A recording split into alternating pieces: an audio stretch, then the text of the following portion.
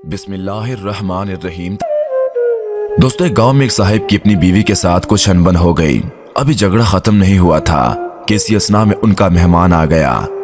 खावंद ने उसे बैठक में बिठा दिया और बीवी से कहा कि फलां रिश्तेदार मेहमान आया है, इसके लिए खाना बनाओ। वो गुस्से में थी और कहने लगी कि न तुम्हारे लिए कोई खाना है और ना ही तुम्हारे मेहमान के लिए। ये सुनकर वो बड़ा परेशान हुआ कि लड़ाई तो हमारी अपनी है, अगर रिश्तेदार को पता चल गया तो खामखा की, लिहाजा खामोशी से आकर मेहमान के पास बैठ गया। इतने में उसे ख्याल आया कि चलो बीवी अगर रोटी नहीं पकाती तो सामने वाले हमारे हमसाए बहुत अच्छे हैं, खानदान वाली बात है, मैं इन्हें एक मेहमान का खाना पकाने के लिए कह देता हूँ। चुनांचे वो उनके पास गया और कहने लगा कि मेरी बीवी की तबीयत खराब है, लिहाजा आप हमारे मेहमान के लिए खाना बना दीजिए। उन्होंने कहा बहुत अच्छा, जितने आदमियों का कहें खाना बना देते हैं।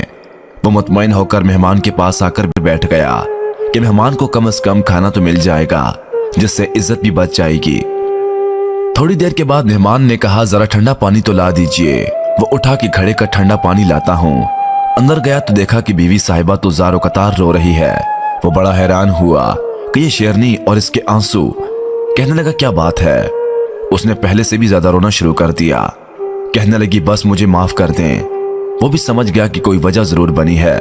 उसके खावंद ने कहा कि बताओ तुम्हारे रोने की वजह क्या है, तुम ऐसे क्यों रो रही हो। बीवी ने कहा पहले मुझे माफ कर दें, फिर मैं आपको बात सुनाऊंगी।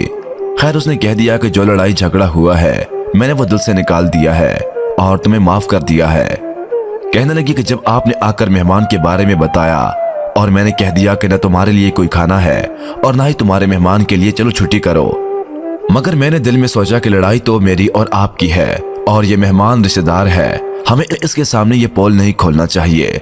चुनांचे मैं उठी के खाना बना देती हूँ। जब मैं बावर्ची खाने में गई तो मैंने देखा कि जिस बोरी में हमारा आटा पड़ा होता है, एक सफेद रेश आदमी उस बोरी में से आटा निकाल रहा है।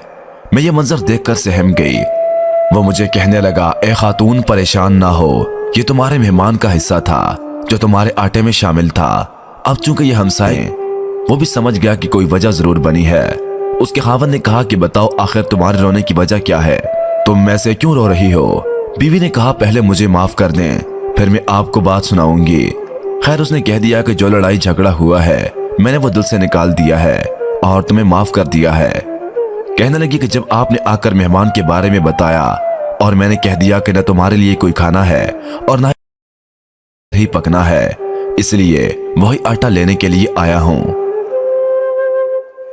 मोहतरम अजीज दोस्तों, इस वाक़ये से यह साबित होता है कि मेहमान बाद में आता है, जबकि अल्लाह ताला उसका रिज़्क पहले बेच देते हैं। हम उम्मीद करते हैं कि आपको आज की ये वीडियो पसंद आई होगी। वीडियो पसंद आने की सूरत में इस वीडियो को लाइक करना और अपने दोस्तों के साथ शेयर करना मत भूलिएगा।